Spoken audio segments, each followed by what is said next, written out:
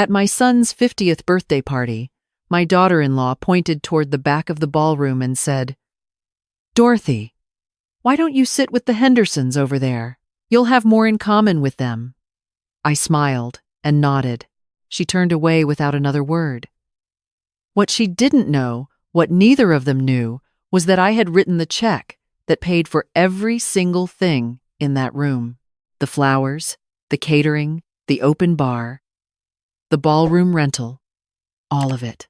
$47,000 charged to my account 11 days earlier. Good evening, dear friends. I'm Hannah, and I'm glad you're here with me tonight. Please stay with me until the end of this story, and let me know where in the world you're listening from. I always love to know how far these words travel. I turned 71 last October. I'm a retired nurse. I spent 34 years at Mercy Regional Hospital in Knoxville, Tennessee, mostly in cardiac care, holding hands during the scary hours, watching families fall apart and come back together. I thought I understood people. I thought I could read a situation. I was wrong about the most important one of all. My husband, Gerald, died 4 years ago. A stroke, fast and merciless, the way he always said he wanted to go. No suffering, no slow fade, just Gerald, and then not Gerald. He left me the house, the savings, and a life insurance policy that made me, at 67, more financially secure than I had ever expected to be. He also left me our son, Michael, our only child. Michael had always been a good boy, earnest, hard-working, a little too eager to please. He married Vanessa 12 years ago, and I tried to love her the way you try to love someone your child has chosen. She was beautiful and efficient and smiled in a way that never quite reached her eyes. She called me Dorothy from the very first meeting. Never Mom, never anything warmer. I told myself that was fine. Some people just weren't demonstrative. The requests started small, the way these things always do. 6 months after Gerald's funeral, Michael called. His voice was careful and rehearsed in a way I recognized from when he was a teenager asking to borrow the car. "Mom, Vanessa and I are in a tough spot. The interest rate on our second mortgage jumped. Could you help with one payment? Just to get us through the month?" I transferred $4,000 by the end of that call. Then it was Chloe's private school tuition. "She's so bright, Mom, and this school has such a strong arts program. You know how Chloe loves to draw." Chloe was 7 years old and did love to draw. She was my only grandchild, and I would have done nearly anything to keep that light in her eyes. $12,000. Then the roof. Then a medical bill. Vanessa's dental surgery, apparently quite urgent. Then the down payment on a new SUV, because the old one wasn't safe enough for Chloe. Each time, Michael's voice was apologetic and warm. Each time, he promised it would be the last time. Each time, he said they'd pay me back as soon as things settled down at work, as soon as his commission came in, as soon as the market corrected. I want to be honest with you about something. I wasn't naive. I was willful. There is a difference. I knew, somewhere in the honest part of my mind, that the repayments were never coming. But I had money I hadn't expected to have. I had a grandchild I adored, and I had been alone in that house for 4 years. And every time Michael called needing something, I felt, for a few minutes, like I was still useful, like I still belonged to someone. That is the part that shames me most. The birthday party was Michael's idea, or so I believed at the time. He called me in March, voice bright with excitement. "Mom, I want to do something special for my 50th. A real celebration. Vanessa's been planning it, but you know how these things get expensive." I felt the familiar tightening in my chest, not dread exactly, more like resignation. "How much?" I asked. He hesitated.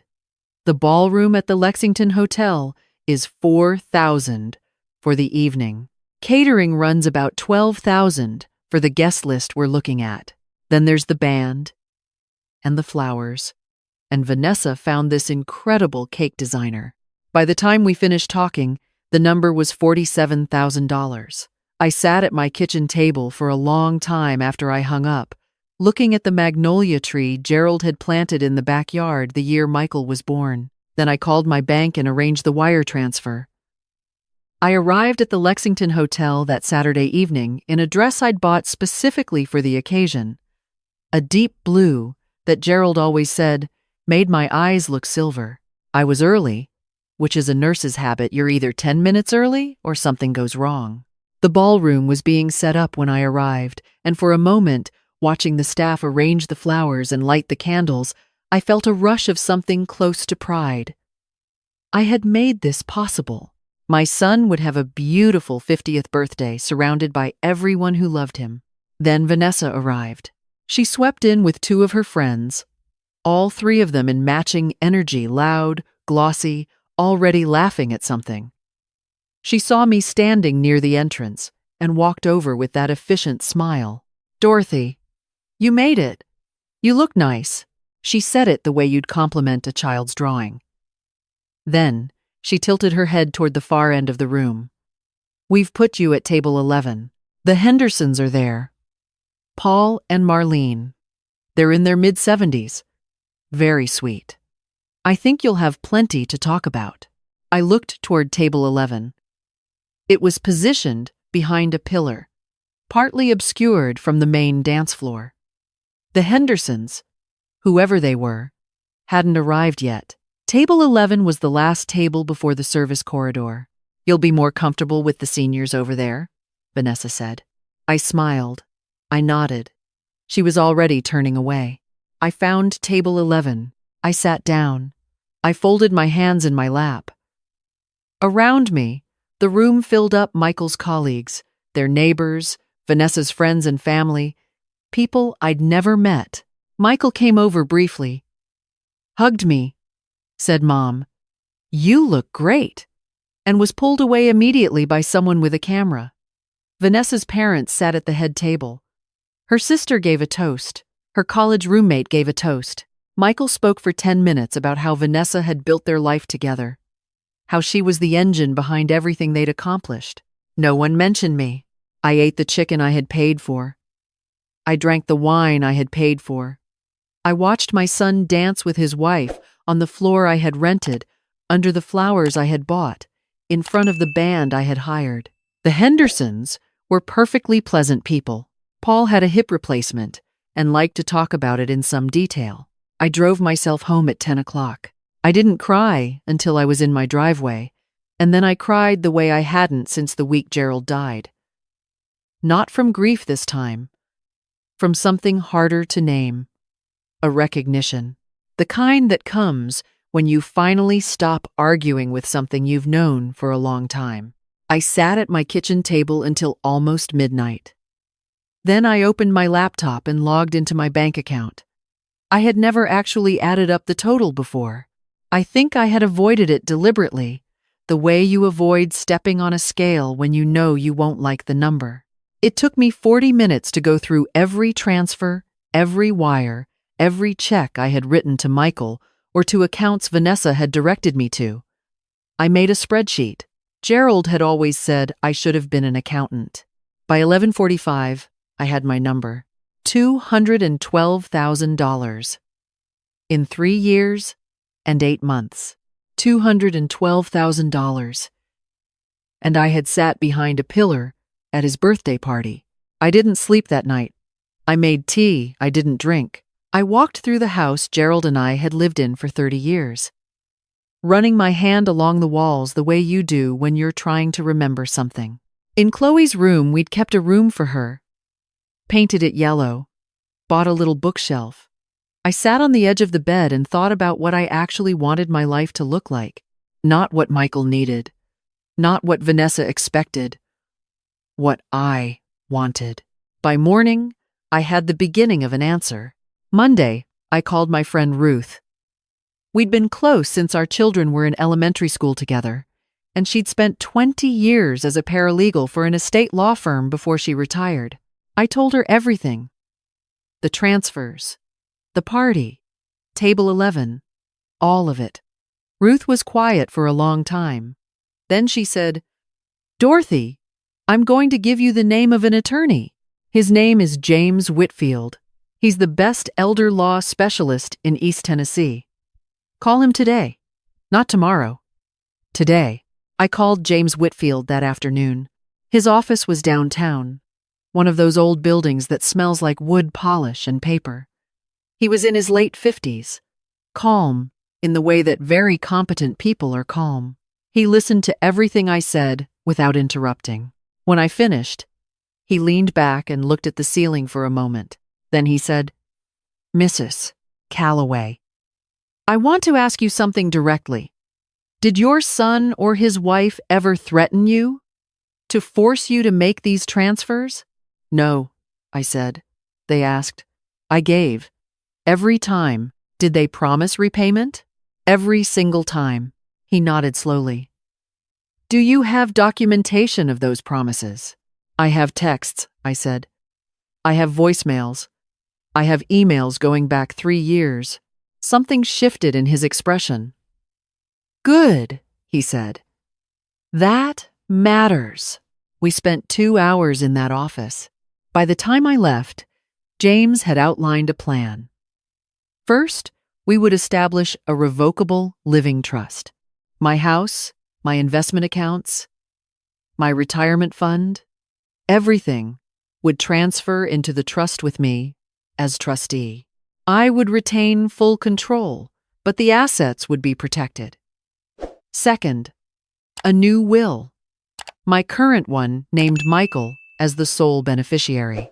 We would restructure it to establish an educational trust for Chloe, accessible when she turned 25, and direct the remainder to a hospice charity I'd believed in for years. Michael would receive nothing he could touch immediately. Third, and this was the part that made my hands shake a little, James suggested I compile a full accounting of every transfer, every promise of repayment, every communication, not just for my own records, potentially for legal proceedings. I asked what that meant. He said it carefully. "Mrs. Calloway, what's been done to you has a name. It's called elder financial abuse, and it's a crime." I drove home in a silence that felt very large. The paperwork was filed on a Thursday. By Monday morning, my phone was ringing before 8 o'clock. "Mom," Michael's voice, tight and careful. "What is going on with your accounts?" "Vanessa tried to access the household fund, the one you set up to help us manage things, and it's been closed. The bank is saying your assets have been restructured." "Are you okay? Did something happen?" "I'm fine, Michael." "Then why didn't you tell us? We help you with these things. You shouldn't be making major financial decisions on your own. You're 71. I noticed he didn't say, "Did we do something wrong?" He said, "Why didn't you tell us?" "I've restructured my finances," I said. "I should have done it sooner." A pause, then lower. "Mom, is this because of the party? Because Vanessa was just trying to make sure you were comfortable.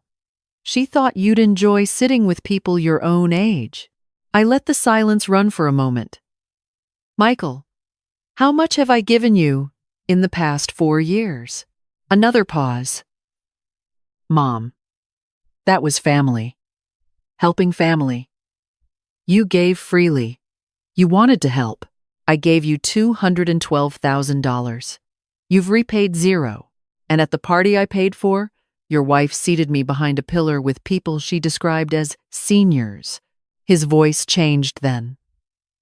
Became careful in a different way. "Mom, I think you're getting confused. You've been alone a long time, and grief does things to memory and perspective. Maybe you should talk to someone. A doctor." There it was. I had been a cardiac nurse for 34 years. I had seen families in crisis do many things. I recognized gaslighting the way I could recognize an irregular heartbeat, by feel. I'm not confused, I said. And I'm not alone. I have an attorney. Goodbye, Michael. I called James before Michael could call back. He told me to document the conversation, time, what was said, the specific reference to my mental state. Then he said what I had feared. They may attempt to petition for a competency evaluation. It's a common tactic. If they can establish guardianship, they could regain access to your finances. My chest tightened. Can they do that? They can try. That's why we're going to make it impossible for any court to entertain the idea. I want you to see Dr. Patricia Hammond. She's a neuropsychologist. We'll have a full cognitive evaluation done this week, on our schedule, with our expert. I spent the week in a strange, suspended state. I went to my book club on Wednesday, to my water aerobics class on Thursday, to Dr. Hammond's office on Friday. The evaluation took 3.5 hours, tests of memory and language and abstract reasoning, attention and processing speed. At the end, Dr. Hammond folded her hands and said, "Mrs. Calloway, cognitively speaking, you're functioning in the top 20% for your age group. There is no indication whatsoever of impairment." I called Ruth that evening. She came over with soup she'd made herself and a bottle of wine, and we sat on my back porch looking at Gerald's magnolia tree until it was too dark to see it. "This is going to get worse before it gets better," Ruth said. She wasn't being unkind. She was being honest. "You need to be prepared for Michael to escalate." She was right. The following Sunday, Chloe appeared at my door. My granddaughter, 9 years old, in her yellow rain jacket, holding a folded piece of notebook paper. I felt my heart clench looking at her. She had Gerald's coloring, that same dark hair and pale skin. "Grandma," she said. "Can I come in? I made you something." I opened the door immediately and looked past her for a car. The street was empty. "How did you get here, sweetheart? Where's your dad?" She shrugged in the way children shrug when they know more than they're saying. "Mom dropped me at the corner. She said I should come tell you we miss you." I brought her inside, made her hot chocolate, unfolded the piece of notebook paper. It was a drawing she had always been talented of the two of us at the kitchen table, stick figures with remarkable detail, sharing what appeared to be a very large slice of cake. "It's us at my birthday," she said, "when I turned 8. You made that lemon cake." I remembered. I had driven 4 hours to be there for that birthday. Vanessa had been polite, distant. Michael had been tired from work. "Grandma, are you mad at us?" I looked at my granddaughter, her eyes so earnest, and I chose my words as carefully as I ever had in my life. "I love you more than I know how to say. You know that?" She nodded. "Your dad and I are working through some adult things. That has nothing to do with you and me. Nothing. Do you understand?" She was quiet for a moment. Then, "Mom says you're confused, that you don't remember things right, and you're making bad decisions. She says it happens to old people sometimes." My hands were very still in my lap. "I'm not confused, Chloe. I remember everything exactly as it happened. Your mom and I have a disagreement about some important things. That's all." We heard a car in the driveway. Chloe stiffened. Through the window, I saw Michael getting out. Not Vanessa, Michael alone. He came to the door and knocked, which surprised me. He used to have a key. I had changed the locks 2 weeks earlier. I opened the door. He looked tired. Older than 50. Somehow. "Is she okay?" he asked, looking past me at Chloe. "She's fine. We were having hot chocolate." A long moment. He looked at me with an expression I hadn't seen on him since he was a teenager. That mixture of wanting to apologize and not knowing how. "Mom, can we talk?" I stepped aside. He came in. "Chloe, go look at those bird books in the living room," I said. She took her hot chocolate and went. glancing back at us once. We stood in the kitchen and Michael looked at the table, the countertops. Anywhere but my face. Vanessa didn't know I was coming here, he finally said. I needed to talk to you without he stopped. Without her coaching. I said nothing. Let him find his words. I've been thinking about the party, he said. About table 11. I didn't know that's where she put you. I swear I didn't know. He rubbed the back of his neck. The gesture he'd had since childhood. I should have noticed. I should have been paying attention, and I wasn't. I appreciated that he said it. But I noticed he hadn't mentioned the money. Michael, how much do you think you owe me? He looked at the floor. Mom, how much? He was quiet for a long time. A lot, he said finally. It's a lot. Vanessa always said you wanted to help, that you were offering. But I knew it wasn't really like that. Then why? His eyes went briefly bright. Because every time I asked, you said yes. And I told myself that meant it was okay.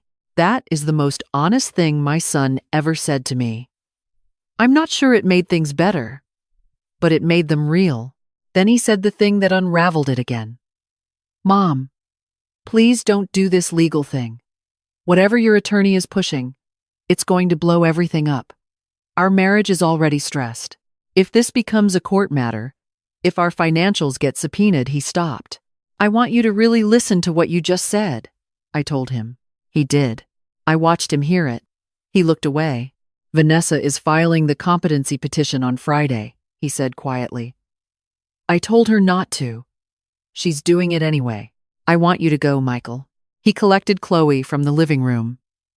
At the door, she hugged me hard around the middle, the way children hug when they mean it with their whole body. I kissed the top of her head. When they drove away, I stood in the hallway for a moment. Then I called James. They filed that Friday. A petition for emergency psychiatric evaluation and temporary guardianship submitted to Knox County Chancery Court, citing erratic behavior, sudden unexplained account closures, and paranoid accusations against family members. James called me as soon as he received the notice. Here's what this means, he said, and his voice was steady. They just made this a public record, which means we can now request a full subpoena of their financial records. Bank statements, credit card history, tax returns, all of it. Do it, I said. Ruth came to stay with me the week before the hearing. She slept in Gerald's Magnolia View room, and we drank too much tea, and she told me stories about cases she'd seen in her paralegal years. Always the same, she said. Adult children who convinced themselves that accessing a parent's money was just borrowing, just family helping family, until the parent finally said no, and suddenly it became an emergency. You're not the first, she said. You won't be the last. But you might be one of the ones who fights back. The hearing was on a Tuesday in October, 3 weeks after the filing. The courtroom smelled like old wood and radiator heat, the way old Tennessee buildings do. I sat with James at the respondents' table. Michael sat across the aisle with Vanessa and their attorney, a man named Garrett, who had an expensive suit and the practiced sympathy of a man who had worn it many times before. Vanessa's testimony was polished. She described herself as a devoted daughter-in-law, worried about an aging woman living alone. She mentioned my age 7 times in 5 minutes. She said I had become withdrawn, suspicious, hostile. She said the account closures came without any warning and had created genuine hardship for their family. James's cross-examination was quiet and precise. The way a good surgeon is quiet and precise. Mrs. Morrison, you testified that Mrs. Calloway gave these funds willingly. Is that accurate? Vanessa straightened. Absolutely. She wanted to help us. James produced a document.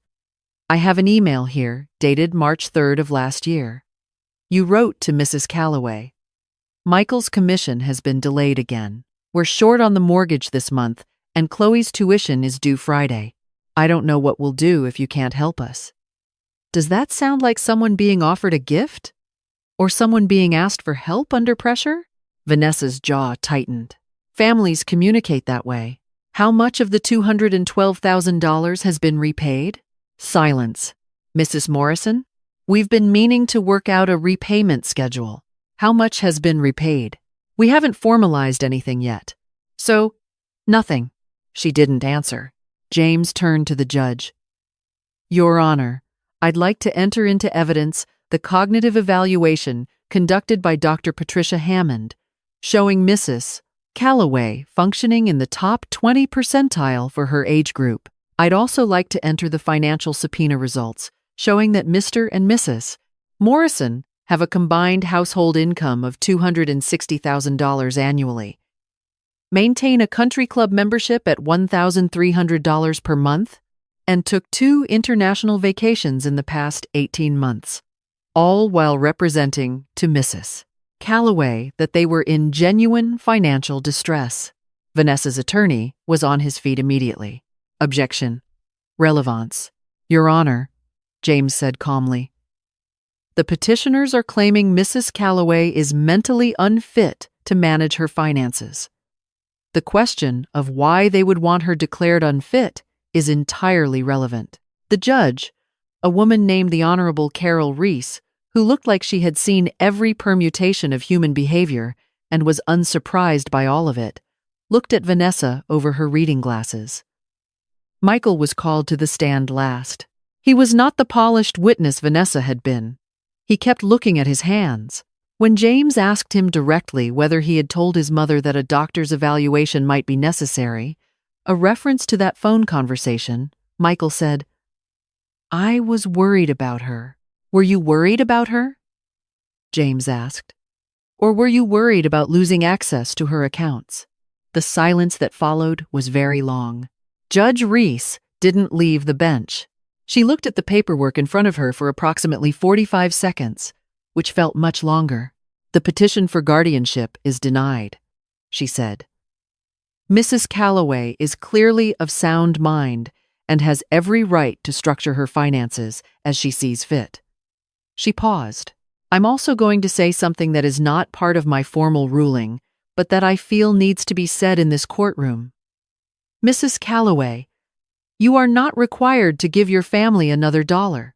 You are not required to justify your choices or explain yourself to anyone. What I've seen described in this record has a name, and it is not love. She gathered her papers. This court is adjourned. I didn't look at Michael as we left. I couldn't. Not then. Ruth was waiting in the corridor. She took both my hands in both of hers and squeezed them hard. She didn't say anything. She didn't need to. The consequences came in waves, the way I had been told they might. James informed me 3 weeks after the hearing that a reporter from the Knoxville Sentinel had requested the public court records. The article ran on a Thursday, buried in the business section, but findable. Local couples bid for guardianship. Dismissed. Financial records show pattern of transfers from elderly parent.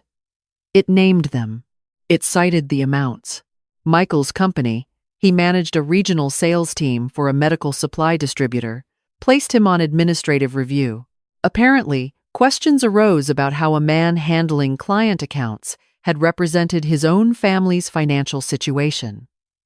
Vanessa's name appeared alongside his in every search result. Their neighbor told a mutual acquaintance she'd heard there was trouble. Michael called me twice.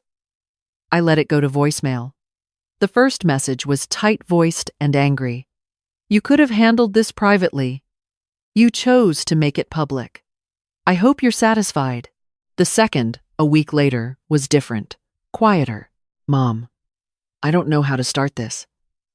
I'm sorry. I don't know if that means anything anymore. But I needed to say it. I saved both messages. Not for legal reasons. Just because they were my son's voice, and I was still his mother. Even still, James informed me in November that Vanessa had filed for divorce. the financial stress, and, I suspected, the exposure of the legal proceedings had done what years of strain had apparently not quite managed. Michael moved into a corporate apartment. The house went on the market in December. I want to be honest about how I felt when I heard that. Not triumphant. Not satisfied. Something closer to the feeling you have at the end of a very long surgery, exhausted, relieved it's over, and sad that it had to happen at all. My son was losing his marriage and his home. He was 50 years old and starting over. Part of me wanted to call him and say, "Come home. Come have dinner.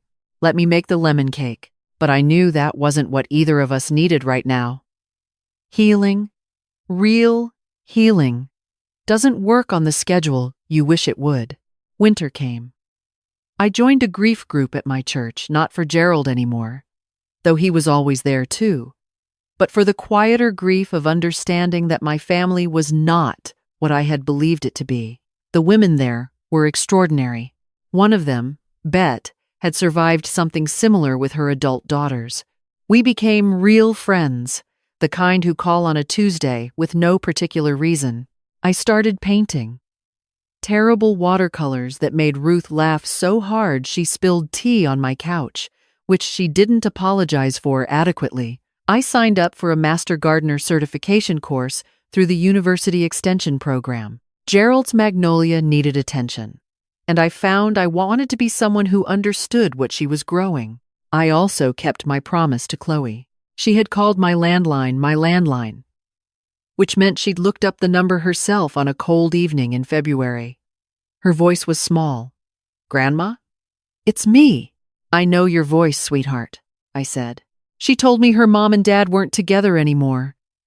She told me she was at her dad's new apartment, and it smelled like carpet cleaner and had no pictures on the walls. She told me her class was doing a project about family history, and she didn't know what to write because she felt like the family history was broken. I said, "Family history isn't just about what breaks. It's about what holds. You want to come over Saturday and we'll work on it together?" She came. Michael dropped her off at the curb, and he and I looked at each other through the car window for a moment. I nodded once. He nodded back. It wasn't forgiveness. It wasn't reconciliation. It was acknowledgement, which is sometimes all you have to start with. Chloe and I spent 5 hours at the kitchen table. I showed her photographs of Gerald as a young man, of Michael as a baby, of my own parents and their parents. We made a proper family tree, branches and all. I told her about my years as a nurse, about the night shift on cardiac care, when it was just you and the hum of the monitors and the knowledge that you were the one standing between someone and the dark. She listened the way children listen when they feel genuinely safe, leaning in, asking the real questions. When Michael picked her up, she hugged me in the doorway for a long time. "I'm coming back next Saturday," she told him, not asked. He looked at me over her head. "Okay," he said quietly. That became our arrangement. Saturday afternoons, Chloe and I, sometimes watercolors, sometimes baking, sometimes just talking while she did homework at my kitchen table. She was growing into someone remarkable, thoughtful, a little fierce, already asking harder questions than most adults I know. James called me in the spring with a final update. Michael and Vanessa had reached a divorce settlement. In the filing, Vanessa's attorney had apparently raised the question of the funds she had helped direct from my account to theirs, and whether that created any marital liability. This had complicated things considerably for her. The settlement was not in her favor. I felt nothing when he told me that. I had used up my feelings about Vanessa some time ago. What I want to say to you, if you've stayed with me this long, is this. I spent years believing that giving was the same thing as loving. That saying yes meant I was a good mother, a good grandmother, a person worth keeping around. I learned at a table behind a pillar, at age 71, that I had it backward. Saying yes to everything wasn't love. It was fear. Fear of losing Michael, of losing Chloe, of being the difficult elderly woman no one wanted to visit. And because I was afraid, I made myself small, made myself useful in the only way I thought was acceptable. A number, an account, a woman who could be directed to table 11 and thanked for the centerpieces. What I know now is this: you cannot buy belonging. You cannot fund your way to being valued.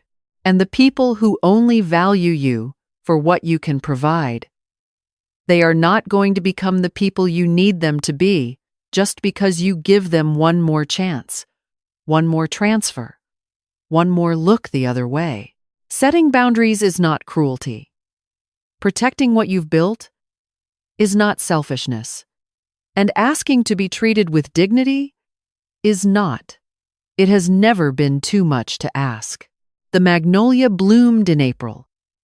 Great white blossoms that Gerald always said were too optimistic for their own good. I stood in the yard in the morning light, and I thought, I am still here. I am 71 years old. I am a retired nurse. I have painted some truly dreadful watercolors, and I planted 3 new rose varieties in the south bed last weekend. I am still here, and that is more than enough. Now I want to ask you something. If you had been at that birthday party, seated at table 11 after everything you had given, what would you have done? Would you have kept giving to keep the peace? Or would you have finally decided that you were worth more than that? I'd really like to know. If this story spoke to you, please share it. Someone out there is sitting at table 11 right now, and they need to hear that they are allowed to stand up and walk out. Thank you for listening. Good night.